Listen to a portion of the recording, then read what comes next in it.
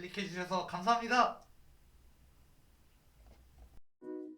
Hello everyone, I'm Raiseo JK Dae. In the previous lecture, we talked about the future of capitalism and the enormous challenges facing modern economic systems.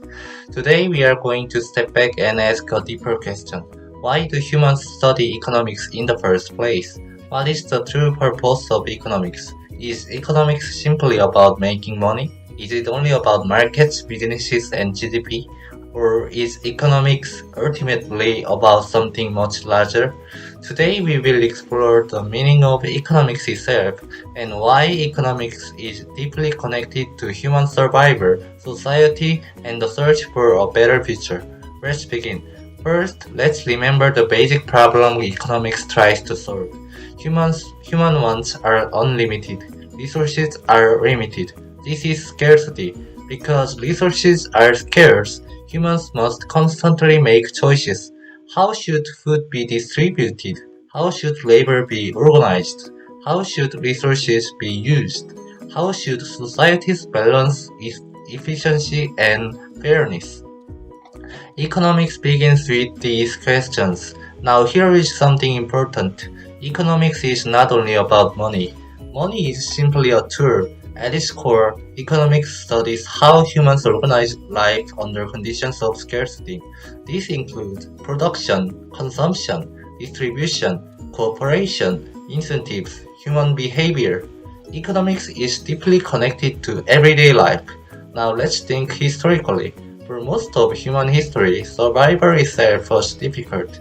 Food shortages, disease, war, extreme poverty. Economic development dramatically improved human living standards. Modern economics created mass agriculture, medicine, transportation, communication, scientific progress. Billions of people today live longer and healthier lives because of economic growth and technological advancement. However, economics also studies problems created by human systems, inequality, financial crisis, pollution, exploitation, poverty, environmental destruction. Economics is not simply the study of prosperity, it is also the study of trade-offs and unintended consequences. Now here is a very important idea.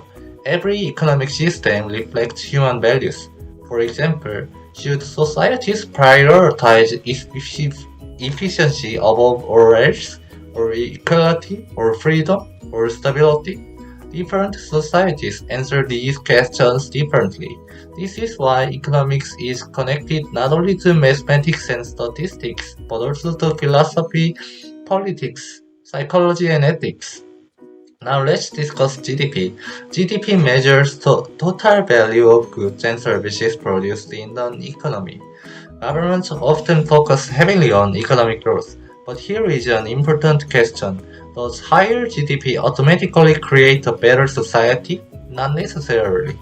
A country may become richer while still experiencing loneliness, mental health problems, environmental damage, social distrust, inequality. This is why many economists now believe societies should measure human well-being more broadly. Now let's think about technology. Human civilization now possesses extraordinary productive power.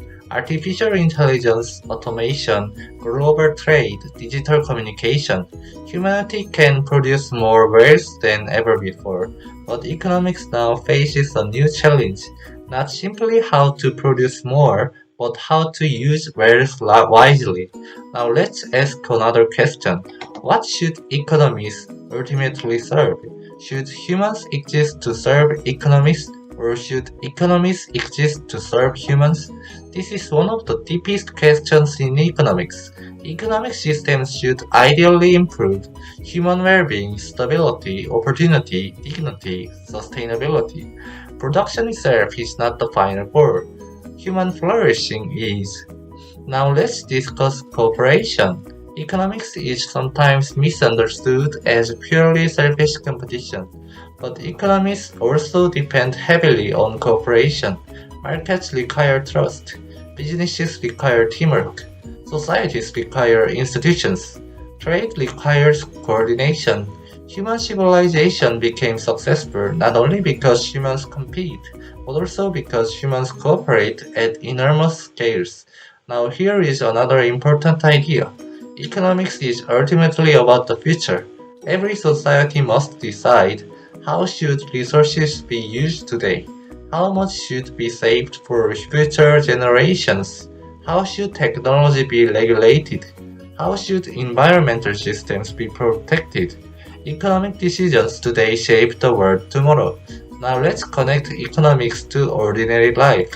Every person participates in economics constantly. When you study, work, spend money, save, invest, consume, vote, build relationships, you influence economic systems.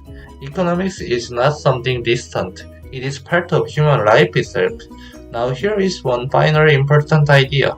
Economics is not only about becoming wealthier. At its best, economics is the study of how humans can live together more wisely. How can societies reduce suffering? How can people live meaningful lives? How can prosperity become sustainable and fair? How can civilization continue improving without destroying itself? These may be the deepest questions economics tries to answer. So let's summarize today's lecture. Economics began as the study of scarcity and resource allocation, but economics is much more than money or markets. Economics studies how societies organize production, distribution, cooperation, and human life itself. Economic systems reflect human values and shape the future of civilization. And ultimately, the purpose of economics is not merely producing wealth, but helping humans build better, more stable, and more meaningful societies. Thank you for watching. If you enjoyed this lecture series, please like and subscribe. And remember, economics is not only about numbers, it is about humans. See you next time.